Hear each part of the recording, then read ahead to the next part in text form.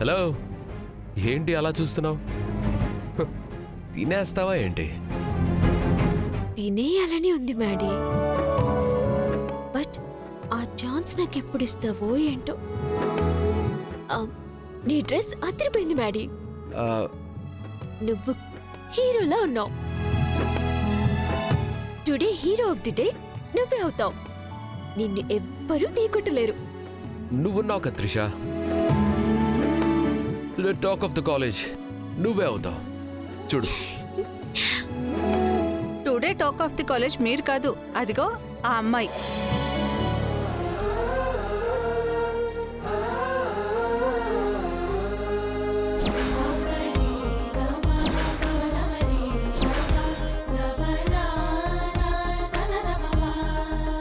Madam, ఆ అమ్మాయిని చూడండి ఎంత లక్షణంగా ఉందో. సరస్వతీదేవి నడుచుకుంటూ కాలేజ్కి వస్తున్నట్టు లేదు?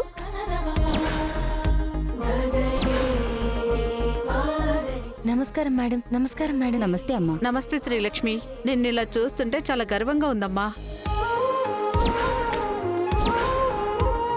అవును శ్రీలక్ష్మి, తెలుగుతనానికి లంగావోణి కట్టినట్టు, తెలుగువారి సంస్కృతికి ప్రతిబింబం అన్నట్టు, తెలుగు భాషకి బ్రాండ్ అంబాసిడర్ అన్నట్టు, 16 అణాల తెలుగు అమ్మాయికి పక్కా అడ్రస్ అన్నట్టున్నావు. మీ అభిమానానికి కృతజ్ఞతలు మేడం. టుడే ఆ శ్రీలక్ష్మినే టాక్ ఆఫ్ ది కాలేజ్ అవ్వాలి.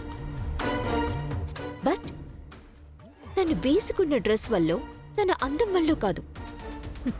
తనకు తెలిసిన వన్ అండ్ ఓన్లీ తెలుగు భాషతోనే అందరి ముందు నవ్వుల పాలు కావాలి. తన తెలుగే తనని అవమానించాలి. దెబ్బకి తను ఈ కాలేజ్ వదిలి వెళ్ళిపోవాలి. అలా జరగాలంటే ఇప్పుడు జరిగే ఫ్రెషర్స్ డే ఫంక్షన్లో ఫ్రెషర్స్ తరపున శ్రీలక్ష్మి ఇంగ్లీష్లో స్పీచ్ ఇస్తే సరిపోతుంది. Good idea Gayatri. తను స్పీచ్ ఇచ్చేలా నేను మేనేజ్ చేస్తాను. ఇప్పుడే వెళ్ళి స్పీచ్ లిస్ట్లో తన నేమ్ యాడ్ చేస్తాను.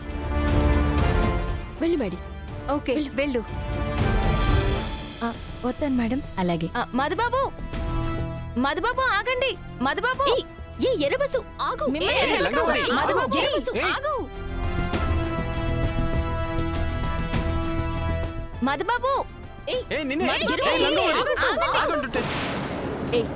ఏంటి పిలుస్తుంటే పట్టించుకోకుండా వెళ్ళిపోతున్నావు? మీరు నన్ను పిలిచారా? నాకు వినిపించలేదు. ఏమని పిలిచారు? చెప్పండి. ఎర్రబస్సు అని, కనకాంబరం అని, లంగావోని అని, పల్లెటూరు అని. ఇన్ని పేర్లతో పిలిచాం. అయ్యి నా పేర్లు కావు కదా, అట్లాంటప్పుడు నానెలా పలుకుతాను? నా పేరు శ్రీలక్ష్మి, ఆ పేరుతో పిలిస్తేనే పలుకుతాను. మనకి పేర్లు పెట్టిందే పిలుచుకోవడానికి కదా. అది కూడా తెలియకుండా ఎంబీఏ వరకు ఎట్ట వచ్చేసారు? నిన్ను కోపం వస్తుందా? సరే, నాను మిమ్మల్ని పొగరబోతానో, పోరంబోకనో, సుప్పినియనో, శుద్ధపూసనో పిలుస్తానో మీరు పలుకుతారా? పలకరు కదా. నాను కూడా అంతే. నా పేరుతో కాకుండా వేరే ఏ పేరుతో పిలిచినా పలకను. వస్తాను. ఆగు. నువ్వు సిటీ కాలేజ్కి వచ్చావా? సిటీలో మార్కెట్కి వచ్చావా? తల్లో కనకాంబరాలేంటి?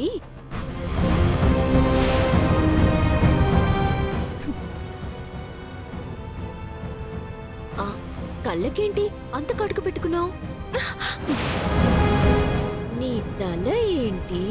ఈ జడ ఏంటి? అయ్యో, లిప్స్టిక్ ఇంట్లో లేదా? రాసుకోవటం రాదా? నేను రాస్తాను. వద్దు.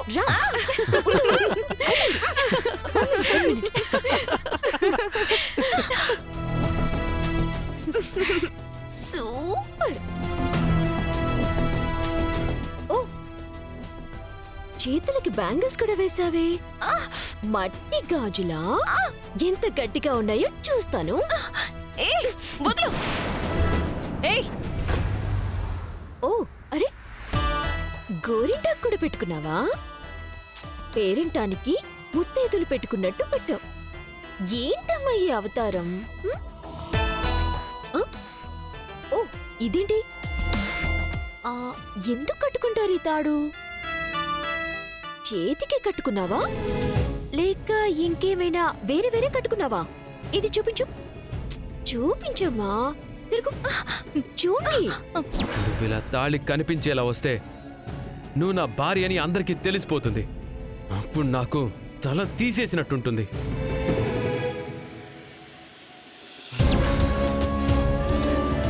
చూడండి. ఏ చూపించు. ఏంటి ఇవన్నీ ఎందుకు కట్టుకున్నావు? తెలుగులో ఒక సామెత ఉంటాది, గాడిదకేం తెలుసు గంధపు సక్కల వాసన అని. అంటే ఇప్పుడు నువ్వు మమ్మల్ని గాడిదలతో పోల్చావా? చచ్చా, మిమ్మల్ని వాటితో పోల్చి వాటి ప్రతిష్టని దెబ్బతీయలేను.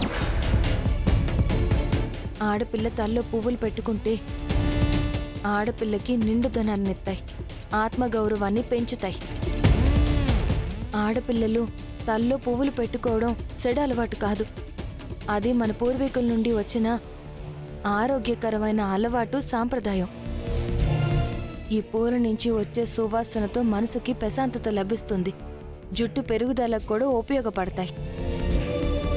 ఇక కళ్ళ కాటుకంటారా, అది తెలుగు సంస్కృతిలో కళ్ళ అందాన్ని పెంచడంతో పాటు దిష్టి తగలకుండా ఉండడానికి ఒక సాంప్రదాయ పద్ధతి. మనకి వెలుగునిచ్చే కళ్ళకి చల్లదన్నాన్ని ఇచ్చేది ఈ కాటుకి. కళ్ళ అలంకరణకే కాదు, రక్షణకు కూడా ఈ నల్లటి కాటుక ఎంతో ఉపయోగపడుతుంది. వేరే కంటికి మనల్ని అందంగా చూపించేది ఈ కాటుకే. కాళ్లకు పట్టీలు మన అందాన్ని పెంచడమే కాకుండా మన శరీరం నుంచి విడుదలయ్యే శక్తిని నియంత్రించి ఆరోగ్య ప్రయోజనాల్ని కలిగిస్తాయి. ఈ గాజులు అందంతో పాటు అనేక ఆరోగ్య, ఆధ్యాత్మిక, మానసిక ప్రయోజనాల్ని కలిగిస్తాయి. మనకి రక్త ప్రసరణ పెంచి అలసటని తగ్గించి సానుకూల శక్తిని ప్రసాదిస్తాయి. వీటి శబ్దం మనలోని ఘర్షణని, ఒత్తిడిని తగ్గించి మానసిక ఉల్లాసాన్ని కలిగిస్తాయి. ఆడవారి ఐదొత్తనానికి చిహ్నంగా నిలిచేవి ఈ గాజులు. ఇక ఈ తాడెందుకు అన్నారు కదా, మీలాంటి వాళ్ళ కళ్ళు నాలాంటోళ్ల మీద పడకుండా ఉండడానికి. హే సోదాపు. సాంప్రదాయాల్ని సోదిలా భావిస్తారని ఆ సామెత చెప్పాను.